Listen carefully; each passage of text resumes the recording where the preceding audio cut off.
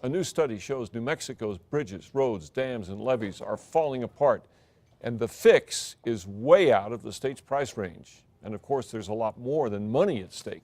These problems could lead to disaster. Here's News 13's Selena Westervelt. Dick, the big thing to take away from this report is the state needs money, billions in fact, and until it's available, New Mexico gets a C grade for its leaky dams and dangerous roads. Orange barrels are a very familiar sight in New Mexico, but a new study done by engineers shows there should be more of them around the state. A lot more. From last year's bridge collapse west of Albuquerque near the Route 66 casino to flash floods bringing the rail runner to a halt north of Bernalillo, New Mexico's infrastructure and flood control systems need work.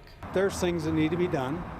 We all know that we have roads that aren't quite what we'd like them to be. We have a lot of congestion. We have storm drainage issues that aren't quite what we'd like them to be. We have some flooding issues occasionally. Those issues earned New Mexico a C in a recent study grading infrastructure across the nation. The grade comes from the American Society of Civil Engineers. They looked at the conditions of roads, bridges, dams, and levees in the state, and they found they need billions of dollars in work. When engineers looked at the state's flood control systems, they found 77% of them are deficient, and about 16% of the state's dams are a hazard, like this leaky one in Las Vegas, New Mexico. Engineers say it'll take $178 million alone to bring the state's bridges up to an A.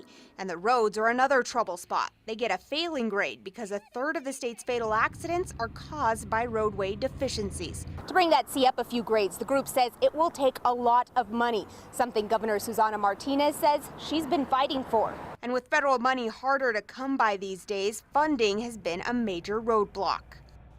Now, the State Department of Transportation says it has $16 billion in projects that it would like to get done over the next 20 years. The DOT will only get a fraction of that. Dick, back to you.